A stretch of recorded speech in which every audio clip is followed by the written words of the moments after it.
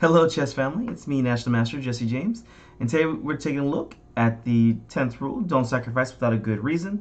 This is a great resource, especially for young players. You got to learn the value of pieces because you don't want to be giving it up for no good reason, right?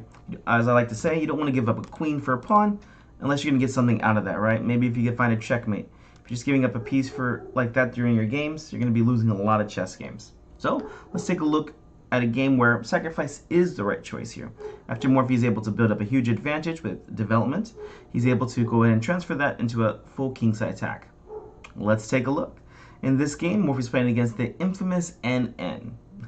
Just kidding. NN is just known as not known, which is pretty popular for that day and age. I mean, these games are over 100 years old, most of them, if not going on close to 200 years old. So it is nice that we even got these games at all. Well, let's take a look and see how Morphy is able to destroy his opponent. Here we go. We start off with e4, e5, pawn f4, king's gambit. The best way to beat a gambit is to accept one. E takes on f4, definitely the best move. And knight to f3. Very typical here. Queen h4 check was being threatened, so the knight comes out to stop this idea. Of course, we want to develop our knights before our bishops and get ready to castle, so bring out the knight and the bishop first. Here, black plays interesting move, c6. I will see this with a lot of beginners. Do you know what this idea does? Remember, try not to make a move in your chess games if you don't understand what your opponent's ideas are. Well, this is a very interesting one. A lot of beginners will say c6 is a plan to bring out the queen, and this might be true, but the big plan is, well, black's trying to control the center. So black is trying to prepare pawn to d5 here. Of course, you could play d5 right away, but after pawn takes, you lose your only pawn in the center, because f4 is already gone, right? So here, black is trying to build up for this d5 move. All right, well, let's just keep developing. Here, Morphy sticks to his principles. Knight goes to c3. And now, I don't like this move. If black was going to play d5, he should have just played it right away. Instead, he changes and plays bishop to b4. The idea being is, well, I guess he's going to go ahead and try and take. I think this was played because, well, the knight's controlling the d5 square, right? And, well, he was probably wanting to get rid of this knight for that reason. At least that's the only thing I could think of. Well, we know what our ideas are. Let's go ahead and develop with a threat. What's the next piece we want to move? Of course, it's our bishop. And where's the best square for it? Here, the reason why bishop b4 is an inaccuracy is because now, when you play bishop c4, now d5 cannot get played at all. Why? Well, now if it gets played, we have 1, 2, 3 attackers, and black has 1, 2 defenders. So here we're just going to win it for free. This is why it's important to not waste tempos or waste time in the open. Black goes ahead and takes. Bishop takes c3. This is a very interesting move. It's giving up the bishop pair, which is already good enough to win chess games. And the bishop pair is simple as I have both bishops and my opponent does not. How should we take back? To be honest, there's both the ways you can take back here with the b pawn or the d pawn are good. But they both have vastly different ideas. Which one would you take with? Do you like b takes or d takes? All right, so let's just say if you play b takes c3, you are a good strategist.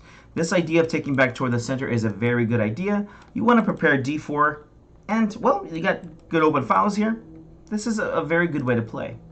Now, d takes c3 typically is going to be a bad idea for long-term strategy, but this is how Morphy plays in this game. Why? Well, here it actually opens up the queen, so now d5 again cannot get played. Again, only 1, 2 defenders because of the pawn and the queen, but now Morphy has opened up his queen, so 1, 2, 3 attackers. This also helped out with his development because bishop takes f4.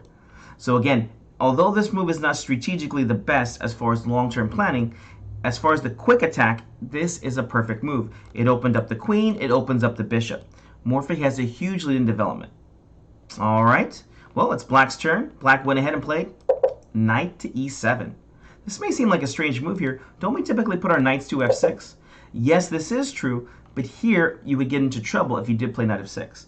What do you play here if you're playing white? Here, after this move, white has a huge advantage. A lot of different moves people are suggesting here, but the best one and most principal is to play pawn to e5. It's so cool how this little pawn can do so much work. The reason why this move is so good is, well, after this pawn move, the knight really has nowhere to go. I mean, I guess you could put the knight to the rim. It doesn't do too much here. It's actually kind of trapped here, so you might get it stranded over here. Knight on the rim is grim. Where else can the knight move to? You can go to e4, although again you have to be very careful about it getting trapped. Moves like queen d4 come to mind, developing with a threat, or maybe just taking the pawn right away. Yeah, I'm not sure about that move. Knight to d5. Well, I guess that's a nice way to give your opponent a free pawn and help him develop. So that really only leaves one move, which is knight to g8. And after this move, white's just hugely in development. Also, this pawn's going to have a hard time getting out because it's a backwards pawn. If they ever try to play d5, you can just en passant and take. That's why most people won't want to move the pawn. But the d pawn doesn't move, the bishop can't get out. The bishop can't get out, the rook can't get out. All of a sudden, half of your army on the queen side is already indisposed of. Oh, there is that one person that said, you know what, maybe I can play queen e7 here. You can play it. It's not too important of a move, though. I'll just go ahead and castle. Right? Now you see the knight is still hanging, and, well, black needs to move the knight again. And again, we see there really is no good square for him. Queen c5 check, not a problem. We could just play knight to d4, and if queen takes on c4, pawn takes, well, castling kingside doesn't look like the best idea anymore. If you try to take the pawn and get greedy, rook e1 check, you're not going to be castling anytime soon. Oof. It's amazing how fast things will fall apart. That's why in the game, black tried to play the best move and played knight to e7. This move not only gets ready to castle and develops the knight, it also helps prepare the d5 move, so we have to be aware of that. Alright, the best move of the game, at least in my opinion. This move has helped me win plenty of games. What does black want in this position? Hopefully you see it. He wants to play d5 here. If d5 gets played, the bishop gets out, the rook gets out. There's also some control of the center here. Black will achieve equality. Your question, how do you stop this move? There's a few different ways to do it, but Morphy, of course, chooses the best way. Again, feel free to push pause and try to figure out this move. If you can figure out these ideas, this is going to help you become a stronger chess player altogether. Alright, what'd you come up with? I see people that play something as simple as pawn to e5. This move is okay. Although, black can still play d5 here. Yes, you still en passant, but at least black will get his pieces into the game. So after something like knight to f5. Again, maybe is this the best way to play it? Probably not. But this is just a way to make sure your pieces get into the game. Here, Morphy doesn't even give that idea to his opponent. Here he plays the stupendous queen to d6. How beautiful is that? This queen jumps in right in this little pocket, this little hole. d6 was a weak square because none of the black pieces controlled it. And it's a weak square because, well, from 5 and back, this is black's territory, so you start to invade your opponent's territory, and they really can't stop you from doing it. So queen d6 is a perfect move here. That's going to stop d5. Again, bishop can't get out, the rook can't get out. Half of the queenside pieces are already stunted. Well, let's keep moving forward. Black goes ahead and castles. What do we play now? Two good moves here. You can just give me one. Here, Morphy plays bishop takes f4. If you said castles here, you're totally right. This is also a good idea. At the highest level, though, bishop takes f4 is going to be a better move. It's a little bit more flexible, meaning, notice how we have the option of going queenside and kingside. For those of you who are thinking, hey, my king's still in the center, you said castle as soon as possible. At the highest level, again, think about it. What piece can actually attack this king? There's no pieces that can attack this king. So here you can take your time and give yourself more options in this position. Bishop takes f4 was played. And now black played knight g6. Here again, we can go ahead and castle. But whenever your opponent has less pieces out, just like this, you don't want to make trades. You want to keep your pieces on the board. Plus, the bishop pair is a real advantage. Let's go ahead and move this bishop and make a threat. Bishop g5 gets played. Simple chess. Of course, the queen cannot take as the knight is defending. The queen must move away. Where does it go? Here the queen went ahead and went to queen e8, attacking the pawn on e4. And Morphy decides not to defend the pawn. To be honest, if black wants to take this pawn, he's only going to get into trouble. The real question to you is, are you going to castle queenside or are you going to castle kingside? The way you should be thinking, and hopefully you're not just thinking with your gut, although trusting your intuition is a very important aspect of chess, you want to have some logic behind it. Where is the biggest weakness that you want to attack? Always try to find a square or find a weakness. If you can find that, it's going to be easy to put all your pieces to work because you're going to be able to develop a plan to attack this square or the piece. Here, the biggest weakness that Morphy is going to be concentrated is on the king side. In particular, it's going to be the f7 pawn. How do we know this is a weak square? Well, the bishop's already putting pressure on it, and well, we're going to be adding more pressure with maybe a knight going to e5 in the future, or maybe whenever we castle, we can add a rook in there. So, of course, Morphy goes ahead and chooses castling kingside, which was the best. I think in my youth, I would have not thought too hard and castled queenside because, well, opposite side castling is fun. Again, this is also a very good way to play. The other way is just a little bit more precise. It's just a little bit better. So, castle and kingside happen, and black plays king h8. Of course, grabbing this pawn on e4 is very, very, very speculative. It's very, very unclear. I mean, the only thing clear here is white has a big advantage. This queen's out now in the center, and well, the queen does take the pawn, threatening the bishop. Here we go ahead and just play, let's go and just play something like knight d4. We've opened up, now f7 is being attacked, and we're defending the c2 pawn, which is what the queen was attacking, and also defending the bishop. And now we're getting ready for our next piece to be moved, rook to e1. Of course, if black just tries to trade off pieces here, he's going to get into some trouble. Here, oof, look at this beautiful bishop f4. If queen takes, bishop takes, now you've already lost your pawn over here on f7. The rook can't move, or else f7's lost. And yeah, sleeping army over here, the game's going to end very quick. Even though this is an endgame, white just has too many pieces ready to attack. Alright, back to the main line. So, of course, black did not take this pawn. Black plays king h8. Why did black play this? Ask yourself that question. Black is trying to gain space on the king side, so the simple idea is he wants to play pawn f6 to kick the bishop. So why didn't he play that? Well, because we had the bishop pinning against the king. Right? The pawn can't move or else we'll take the king. So, logical move, king h8 gets played. This is a very typical idea. So a lot of times whenever you're playing against a strong player, when your opponent plays something like king h8, you're just like, oh yeah, they're planning to move the f pawn. It's very, very fast. All right, next move up. Let's keep developing our pieces. What's the next piece we want to move? Of course, it's our rook. Where's the best place for it? Rook a to e1. All right. Black went ahead and played pawn to f6, kicking the bishop, or so they thought. Now, this is the part of the game a lot of people have trouble with.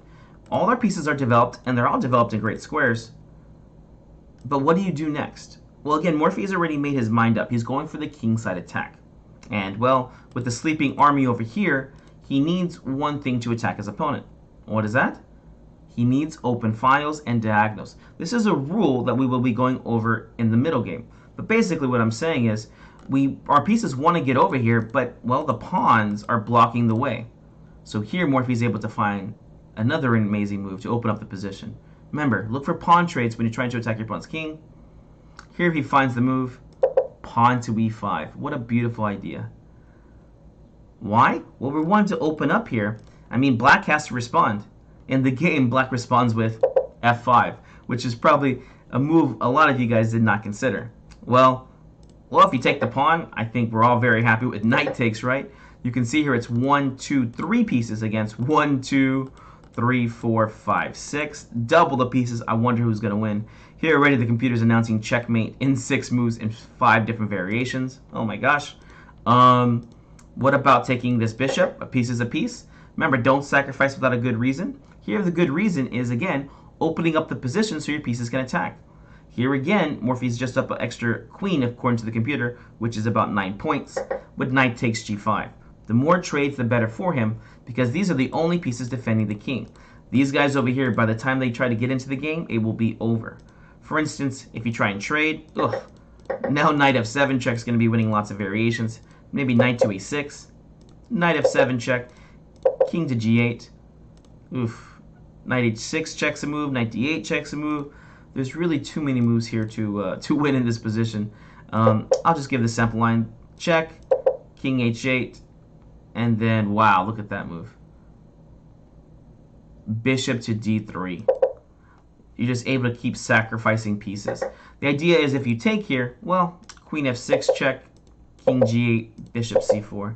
The piece was taboo. And you know if you can't be taking your opponent's pieces, something must be wrong in your position. So that's why black played the best practical move, which is to keep the position closed. Again, they want open files here so they can get their pieces into attack. Pawn to f5. All right, we know the weaknesses. We're going kingside. Let's keep moving forward. A nice little strategy here is whatever piece is not doing much work, let's add more work to them. In this case and scenario, the bishops are both doing great. We really can't go to any better diagonals. The queen's doing a good job because, again, not only is she controlling a lot of squares, but she's also stopping the bishop and rook from getting out because the pawn can't move, which just leaves this rook, well, perfect square. This rook is placed well, but look, there's a knight in the way. And actually, the knight can actually go to a better square too. So where do you move the knight to? Look at your opponent's weaknesses. Here, a beautiful move, knight to d4. Now the rook is opened up, and now the new target is the pawn on f5. This poor pawn over here, the only way for it to survive is to keep moving forward. Pawn f4. Although it's going to be surviving for a little bit longer, in the long run, it's just lost. This is a pawn behind enemy lines. There's too many pieces around. You can easily win the pawn here if you want it, but here Morphy keeps his eye on the prize. If he opens the position, he's going to be able to crush through with the attack. Again, he has his invaders ready. He just needs to get through the wall, right? If you could think of it as a castle, a lot of times they're just trying to get through the castle walls. Once they get through, that's the hardest part about it. All right, let's break through the walls here. How do we keep opening up this position? Remember, when we're looking to open up position, look for pawn trades. Here he keeps pushing forward. Pawn to e6. This pawn is definitely defended enough times, and now we're going to be opening up. Yes, this does let the bishop out, but again, by the time this bishop gets into the game, it's just going to be over because we have too many pieces ready to attack. Black really has no other good move other than to take. I mean, I don't know. Let's say knight e6 gets played. I think I have a very nice passed pawn here now. And you can see this pawn is just pushing up against it. The queen's now a blockader. The rook's pretty much trapped. The game will end very, very, very fast here. Okay, so that means we have to take. All right. How do we take back? Oh, excuse me. We have the rook that can take, the knight that can take, the bishop can take, the queen can take. Of course, there's only one best way to take here. Whenever you're taking, keep trying to make threats. So which way do we take? Well, if you said rook takes, unfortunately, this is not the best. You're still in a better position, but I wouldn't give up this rook for a bishop just yet. What else can we play? Bishop takes, what's the threat? You threatening to take the bishop? Well, doesn't queen just take back? Not a good threat. Here, the best threat was to play knight takes on e6. What's the threat here? Well, the knight's threatening to take the rook, and also a double attack for knight to c7. This is a very strong idea. It's so strong that black really doesn't have a choice. The only way it does not really lose material is to take. All right, how do we take back? Queen takes, bishop takes, rook takes. Keep making threats. Rook takes on e6, of course, attacking the queen. Now the queen must move. We don't want to trade queens in this position. You could, just think of it like this. If your attack goes correctly, you can probably win the game in about 20 moves or less, at least winning material. If you trade queens, the game could last a lot longer, let's just say 40 moves. You'll still be winning, but remember, the longer the chess game is, the more mistakes you can make. So this is a very practical decision to keep the queens on the board. Rook takes e6, the queen must move. Queen ran to c8, and now Morphy knows his checkmate patterns and plays a beautiful idea. How would you continue the attack here? In this position, Morphy recognizes the checkmate pattern, Greco's mate, and plays rook takes on g6. He's got enough pieces here again. He just needs open files and diagonals. And with rook takes on g6, well, after pawn takes back, because well, if you don't take back, you're just losing. Queen takes. Now we see this king is opened up, and now Morphy's threatening just a simple queen to h5 checkmate. This is the Greco mate checkmate pattern. You can see the king can't move anywhere, so all we need is an open file to attack. Black really only has one move to defend. He plays queen to f5, and now a brilliant refutation. Refutation is just a way of playing that just refutes or takes away your opponent's idea. It does not work. It's just refuted. What does Morphy play here? This is based off calculation. This is not a move that you would typically look at because, strategically speaking, it is terrible. But if you calculate, you'll find the right idea. What would Morphy play here?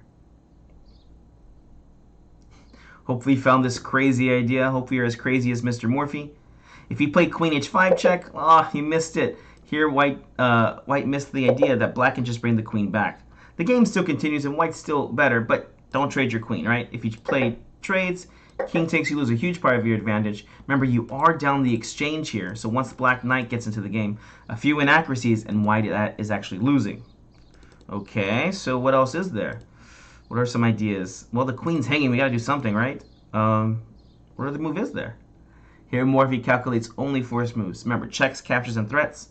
The second one being, he looked at the check, it didn't work, so he looks at captures, and now he found the amazing rook takes on f4, saying, you know what, you can take my queen. This rook is undefended over here. Of course, if you play queen takes, well, you could take the queen. What's even better than that? We'll just checkmate over here. So that really only leaves one decision for black. He has to take queen takes on g6. And this is the forced calculation I hope you did. Here after queen takes g6, it wasn't just enough to say you found rook takes f4. You have to calculate the whole way through. If you wouldn't play in a chess game, it's not good enough for me. All right, here we go. Rook takes on f8 check. King goes to h7. And now a forced combination here. Bishop g8 check. King h8. Bishop f7 check. King h7. Takes and check. King takes. Now you've gone to this endgame, well, where you just have a winning idea at the end. Here the bishop's being attacked, so we know we want to move it. What was the simple move Morphy plays here to get the winning position? Well, you can see here that the knight's pinned. So what do you do with pinned pieces? Add pressure. Here he simply plays bishop f4, and here his opponent resigns, as there's no way to move the knight out the way, so white's just going to be up an extra piece in this easy endgame. I hope you guys enjoyed this opening principle with Morphy. We will be going on to the middle game next. Thanks for sticking with us. Remember, guys, the more practice and play you do, and the more you're going to use these rules, I guarantee you'll make progress. I'll see you in the middle games. Bye.